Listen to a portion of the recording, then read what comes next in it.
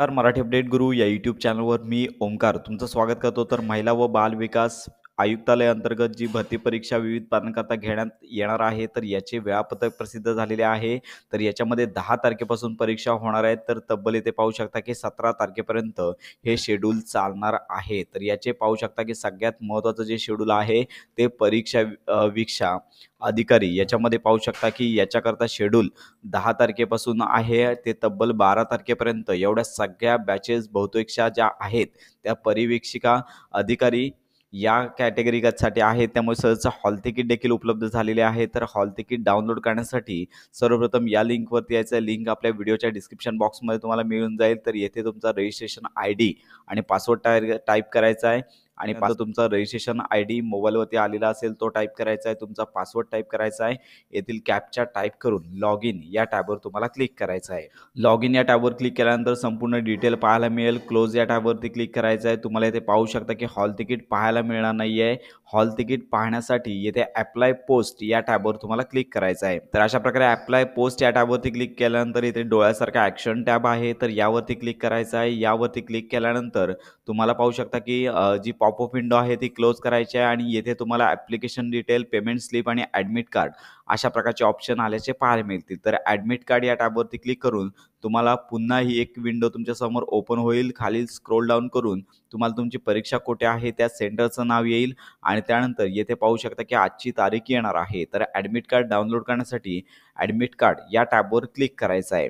तर अशा प्रकारे हे ॲडमिट कार्ड प्रसिद्ध करण्यात आलं आहे आणि हॉल तिकीट घेऊन जाण्यापूर्वी काही महत्त्वाच्या नोटीस येथे देण्यात आल्या आहेत. तर याची सर्वप्रथम कलर प्रिंट काढायची आहे आणि येथे पाहू शकता की मी माझा ओळखपत्र पुरावा क्रमांक जे तुम्ही ऑनलाईन जे डॉक्युमेंट अपलोड केले होते, ID प्रूफ दिला होता, तर याच्यामध्ये त्याचा नंबर टाकायचा आहे. याच्यामध्ये Aadhaar card, PAN card, driving licence, मतदार ओळखपत्र, इतर जे काही तुम्ही दिलं होतं ते तुम्हाला सोबत ठेवायचं आहे. ओरिजिनल प्रिंट तुम्हाला लागणार आहे. जे काय ओळखीचा पुरावा तुम्ही दिलेला आहात तो. याचबरोबर इथे संपूर्ण माहिती पाहून घ्यायची आहे.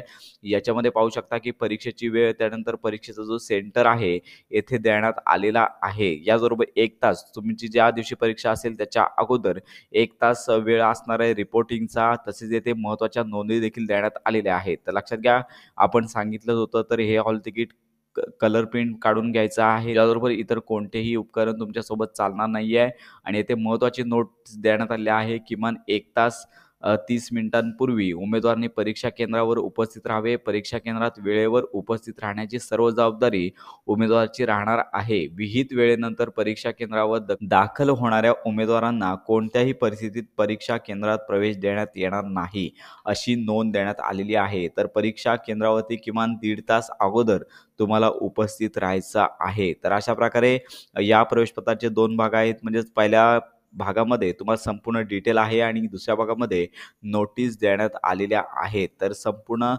ज्या दोन्ही नोटीस आहेत त्याच्या प्रिंट आउट काढायच्या आहेत. तर येथे पाहू शकता की ओळखीचा मूळ पुरावा देखील तुम्हाला सोबत न्यायचा आहे आणि मूळ ओळखपत्राच्या पुराव्याऐवजी केवळ जर तुम्ही झेरॉक्स कॉपी जर नेलीत तर तुम्हाला कोणत्याही प्रकारच्या ओळखीचा पुरावा ग्राह्य धरण्यात येणार नाही. तुम्हाला तिथे प्रवेश दिला जाणार नाही. त्यामुळे तुम्हाला तिथे ओरिजिनल सर्टिफिकेट सोबत घेऊन जायचं आहे. त्याचबरोबर उमेदवारांना परीक्षा केंद्रावर एक साधे पारदर्शक निळ्या शाईचा किंवा काळ्या शाईचे बॉलपेन, अधिकृत ओळखपत्र, प्रवेशपत्र किंवा पाण्याची पारदर्शक बॉटल नेण्याची परवानगी देण्यात आलेली आहे. लक्षात घ्या, तुम्हाला इथे क्रप वर्कसाठी पेन घेऊन जायचं आहे या पद्धतीने आणि पाण्याची बॉटल देखील ट्रान्सपरंट तुम्ही घेऊन जाऊ शकता. तर अशा प्रकारे ही संपूर्ण माहिती तुम्हाला देण्यात आली आहे. तुमच्या या शेड्यूलमध्ये कोणतेही बदल करण्यात येणार नाही आहे. 1.5 तास अगोदर तुम्हाला परीक्षा सेंटरवरती पोहोचायचं आहे. तर अशा प्रकारचं हे शेड्यूल आहे. संपूर्ण माहिती हॉल तिकीटवर पाहून घ्यायची आहे आणि अशा प्रकारे ही महत्त्वाची माहिती इतरांपर्यंत नक्की शेअर करा.